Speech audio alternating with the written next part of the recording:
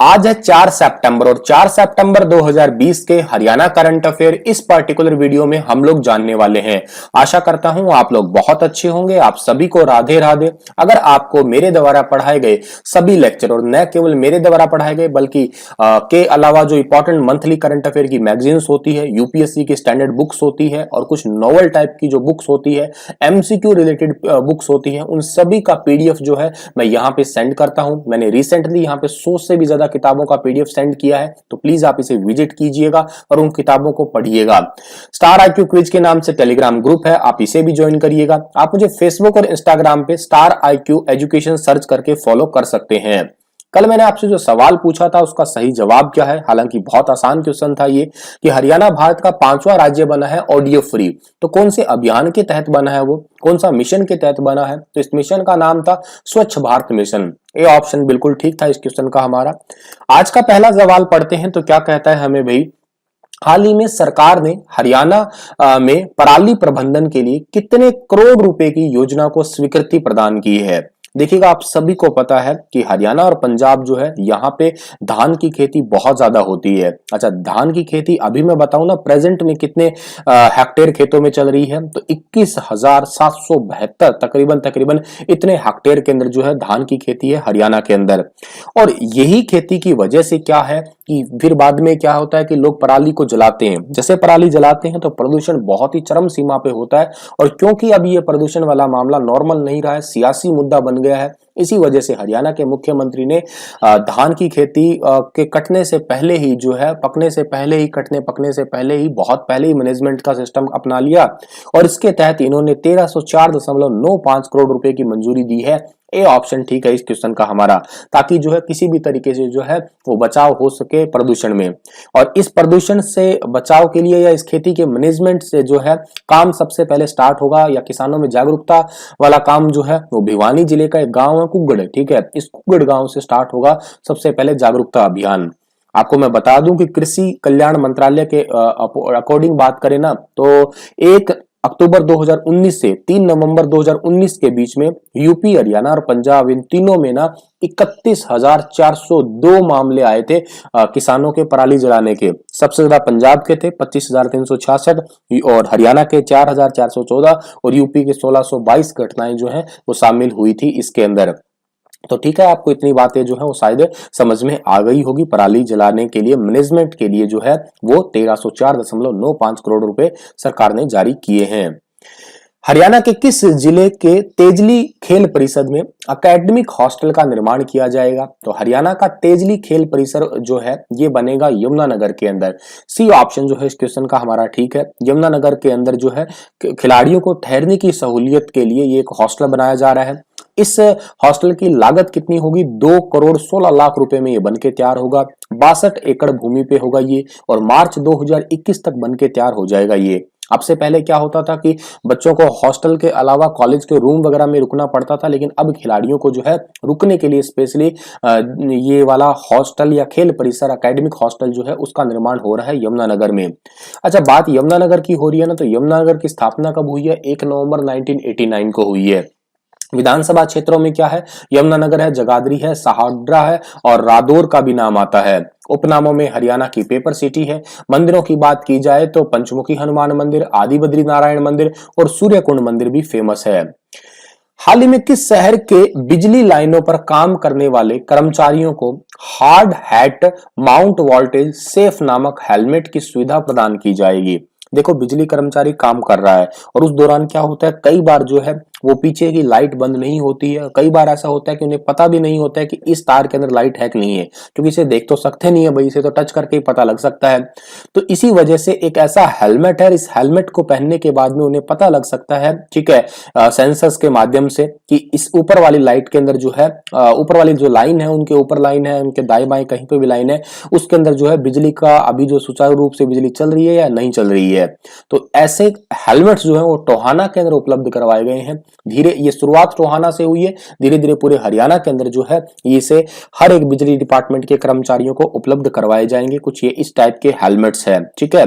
इसमें बैटरी लगी होगी सेंसर को एक्टिव रखने के लिए, और शुरुआत में जो है लाइनमैन, फोरमैन इन या इंजीनियर्स वगैरह को 70+ हेलमेट दिए गए हैं, लेकिन धीरे धीरे हरियाणा के बाकी जिलों के अंदर भी इन हेलमेट्स को डिस्ट्रीब्यूट किया जाएगा, ताकि जितने भी लाइनमैन वगैरह हैं वो अपने सचेत होकर काम करें और उन्हें करंट वगैरह ना लगे।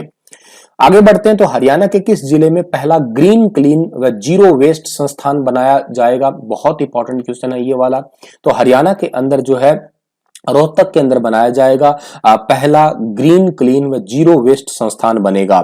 अब देखिएगा इसका सीधा सा मतलब क्या है। इसका मतलब यह है कि ग्रीन वेस्ट के जरूरत के मुताबिक गड्ढे खोदे जाएंगे, जिससे मतलब पत्ते वगैरह है, पार्क वगैरह के पत्ते वगैरह है, उनको गड्ढे में डाला जाएगा, थोड़े टाइम के बाद में उसकी खाद बनेगी और उस खाद का फिर प्रयोग किया जाएगा, और बाकी जो और कचरा होता है उसका भी मैनेजमेंट किया जाएगा, मतलब साफ सफाई का विशेष ध्यान रखा जाएगा। इस प्रोजेक्ट को जो है 3 सितंबर से शुरू कर दिया गया है और 6 महीने के अंदर जो है इसे रोहतक के मॉडल के रूप में जो है विकसित किया जाएगा। और ये जो है सूखा गीला कचरा जो है इनको अलग किया जाएगा। प्लास्टिक है, ई वेस्ट है, कांच है, लकड़ी है, इन सभी को जो है एक अलग तरीके से, पेड़ पौधे पत्तियां हैं, इनको एक अलग गड्ढे बना के डाला जाएगा ताकि इनसे खाद तैयार हो सके। तो ये सारी चीजें जो है एक अलग अलग मैनेज करके, मतलब कचरे मुक्त करना है। जैसे इंदौर शहर पे काम हो रहा है ना, बिल्कुल वैसे वैसे रोहतक के अंदर करने का प्लान है। रोहतक की बात अगर मैं करूँ ना, तो रोहतक की स्थापना 1 नवंबर 1966 को हुई है। क्षेत्रफल 1745 वर्ग किलोमीटर है। इसे हरियाणा की शुगर सिटी कहते हैं, हरियाणा की फिल्म सिटी कहते हैं और हरियाणा का एजुकेशन हब भी कहते हैं। उद्योगों में अमूल डेयरी उद्योग है, एशियन पेंट उद्योग और चीनी उद्योग मैम का भी प्रसिद्ध है। अगला क्वेश्चन हमारा है कि हाल ही में हरियाणा के किस नगर निवासी दीपक जैन का नाम एशिया बुक ऑफ रिकॉर्ड में दर्ज हुआ है? तो अब ये क्वेश्चन भी बहुत ज्यादा इंपॉर्टेंट हो गया हमारे हरियाणा करंट अफेयर के पॉइंट ऑफ व्यू से। तो ये जो हरियाणा के दीपक नैन जो है, दीपक नैन है कहाँ के रहने वाले भाई? ये है नरवाना के रहने वाले। डी ऑप्शन जो है इस क्वेश्चन का हमारा ठीक है। अच्छा सर, इनका नाम जो है एशिया बुक ऑफ रिकॉर्ड में क्यों दर्ज हुआ है? क्योंकि ये टाइपिंग के बादशाह है।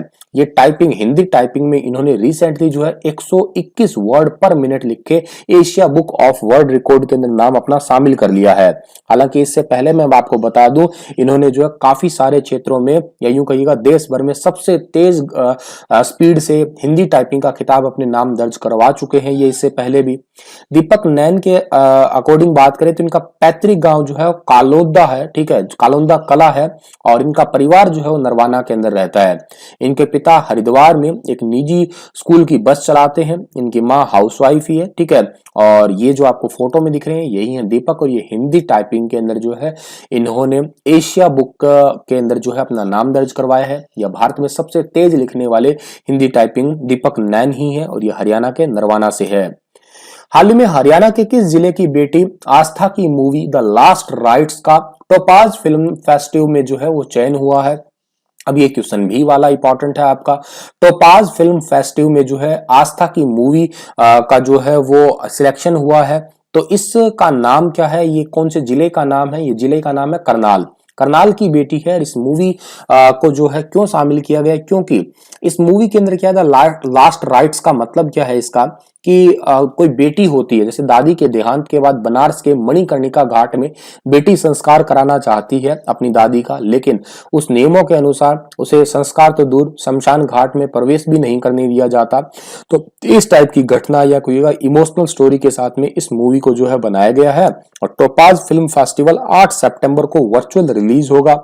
बनारस में ही शूट फिल्म की स्क्रीनिंग अमेरिका सहित Britain, Ireland, Canada, Australia, New Zealand, Netherland, Germany, France और स्पेन में भी जो है इसकी होगी। और के साथ में जो है आस्था ने लास्ट टाइम जो है द लास्ट राइट्स बनाकर बेटियों के शोषण के खिलाफ आवाज उठाने का संदेश भी दिया था। आस्था आप फोटो में देखिएगा, ये है आस्था, ठीक है। और ये करनाल की बेटी हैं। तो करनाल की स्थापना कब हुई है? 1 नवंबर 1966 को, और क्षेत्रफल 2520 वर्ग किलोमीटर। हरियाणा का धान का कटोरा, हरियाणा का पेरिस और कर्ण नगरी भी इसे हम लोग कहते हैं।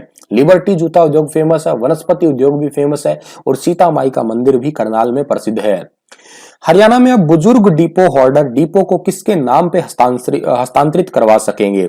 जो भी बुजुर्ग हैं जो डिपो को चला रहे हैं वो अपने परिवार वालों के नाम करवा सकेंगे।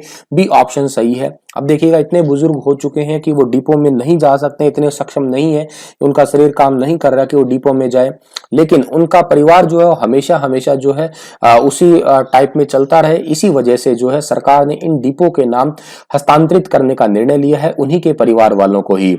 खाद्य और आपूर्ति मंत्री के नाते डिप्टी सीएम दुष्यंत चौटाला ने जो है इसकी घोषणा की है। और ये हरियाणा में पहले सर्वे करवाया जाएगा कि 60 से 70 साल की उम्र के कितने लोग हैं, उनके नाम पे डिपो कितने हैं, फिर उनको उनके परिवार के नाम पे जो है वो ट्रांसफर कर दिया जाएगा। अगला जो हमारा क्वेश्चन क्या है यहाँ पे कि हरियाणा के किस जिले के व्यापारी सतीश सिंघल का नाम इंडिया बुक ऑफ रिकॉर्ड व लिम्का बुक ऑफ रिकॉर्ड में दर्ज हुआ है। अब देखिएगा आज के क्वेश्चन तो मोस्ट इंपोर्टेंट ही है, समझिएगा सारे आप लोग। जो सतीश सिंघल है ना वो हरियाणा के किस जिले से हैं? तो ये सतीश सिंघल जो है ये फरीदाबाद जिले से हैं। डी ऑप्शन सही है इस क्वेश्चन का हमारा। जो आपको फोटो में दिखाई दे रहे हैं यही है सतीश सिंघल। अब इनका नाम क्यों शामिल किया गया तो सुनिएगा। देश और विदेश के हजारों सिक्के इन्होंने इकट्ठे किए हैं। नुमिस्मैटिक है ये इंग्लिश में बात करूं तो 1808 से लेकर 2019 तक का इनके पास में सिक्कों का एक अनोखा संग्रह है। और सतीश सिंघल ने इस अनोखी करेंसी म्यूजियम भी बना रखा है अपना एक, ठीक है। और 30 जून 2018 को उस टाइम के तत्कालीन उद्योग मंत्री विपुल गोयल की सलाह पे इन्होंने जो है कॉइन एंड करेंसी म्यूजियम की स्थापना की थी। और इसी शौक के नाम से उनका नाम जो है इंडिया बुक ऑफ रिकॉर्ड या लिम्का बुक ऑफ रिकॉर्ड के अंदर नाम शामिल हुआ है। वैसे मैं आपको बता दूं इनके पास में UK, US, Denmark, Australia, Malaysia, Pakistan, Bangladesh, Sri Lanka, Italy ऐसे 55 देशों के सिक्के जो है इन्होंने इकट्ठे कर रखे हैं। और अमेरिका के 50 प्रदेश के 50 सिक्के और जिस पर उनके राज्यों के नाम भी है, राज्य अमेरिका कब बना था, क्या क्या घटनाएं हैं या अमेरिका में वो कब शामिल हुए थे, ये सारे सिक्के भी इन्होंने ले रखे हैं। और राज्य का राष्ट्रीय प्रतीक चिन्ह और सिक्का जो है ये कब ढला था, ऐसे सिक्के भी इन्हीं के पास में है। या हमारे भारत के मैं बता दूं आना, डेला और के अलावा जो 4 आना, 8 आना, ये वाले पैसे भी जिसमें एक सिक्कों में सारे पहले छेद वगैरह भी आते थे, वो सारे सिक्के भी इन्हीं के पास में ही है। तो 1000 रुपए का सिक्का भी म्यूजियम में जो है रखा हुआ है इनके पास में। तो काफी इंपॉर्टेंट क्वेश्चन है जो आपको याद रखना है ये वाला। हाल ही में हरियाणा सरकार द्वारा राज्य के कितनी आयु के नागरिकों को दुर्घटना में मृत्यु या अपंगता की स्थिति में 1 लाख रुपए की आर्थिक सहायता दी जा रही है? तो 1 लाख रुपए की आर्थिक सहायता दी जा रही है 18 से 70 वर्ष के लोगों को, ठीक है। ए ऑप्शन जो है इस क्वेश्चन का हमारा वो बिल्कुल ठीक रहेगा। इस योजना का नाम है श्यामा प्रसाद मुखर्जी दुर्घटना सहायता योजना। और इसके तहत जो है कोई भी नागरिक वगैरह है जिनका जो है एक्सीडेंटल डेथ वगैरह होती है, दुर्घटना होती है, उनको 18 से 70 वर्ष की उम्र के बीच में है तो उनको जो है 1 लाख रुपए की आर्थिक सहायता दी जा रही है। ये बात आपको याद रखनी है। हरियाणा सरकार द्वारा अंतर्राष्ट्रीय वृद्धजन दिवस के मौके पर योग्य व्यक्ति व संस्थानों को कितने पुरस्कार दिए जाएंगे? योग्य व्यक्ति व संस्थानों को 13 पुरस्कार दिए जाएंगे। सी ऑप्शन सही है इस क्वेश्चन का हमारा। ये 13 पुरस्कार कौन कौन से हैं? सप्तवर्षीय पुरस्कार, श्रेष्ठ माता पुरस्कार, शौर्य एवं बहादुरी पुरस्कार, श्रेष्ठ पंचायत पुरस्कार, आजीवन उपलब्धि पुरस्कार, श्रेष्ठ सैनिक संगठन पुरस्कार, वरिष्ठ पेंटिंग पुरस्कार, वरिष्ठ मूर्तिकला पुरस्कार, वरिष्ठ अभ्यासरत पुरस्कार, संगीतकार या गायककार पुरस्कार, वरिष्ठ खिलाड़ी पुरस्कार, श्रेष्ठ वृद्धाश्रम पुरस्कार और श्रेष्ठ दैनिक देखभाल केंद्र पुरस्कार। तो ऐसे अवार्ड्स को से सम्मानित किया जाएगा। और आपको मैं बता दूं अंतर्राष्ट्रीय वृद्धजन दिवस कब मनाते हैं? 1 अक्टूबर को मनाया जाता है। तो चलिए इसी के साथ ये लेक्चर तो समाप्त होता है। पर आपके लिए क्वेश्चन है कि ऑपरेटर सिटी किसे कहते हैं? यमुनानगर को कहते हैं, पानीपत को कहते हैं, गुरुग्राम को कहते हैं या इनमें से किसी को भी नहीं कहते हैं? विस्तार से बताइएगा इस क्वेश्चन के बारे में आप लोग। बस इतना ही था आज का लेक्चर। धन्यवाद। हंसते रहना, मुस्कुराते रहना, वीडियो को शेयर करना, चैनल को सब्सक्राइब करना बिल्कुल मत भूलना।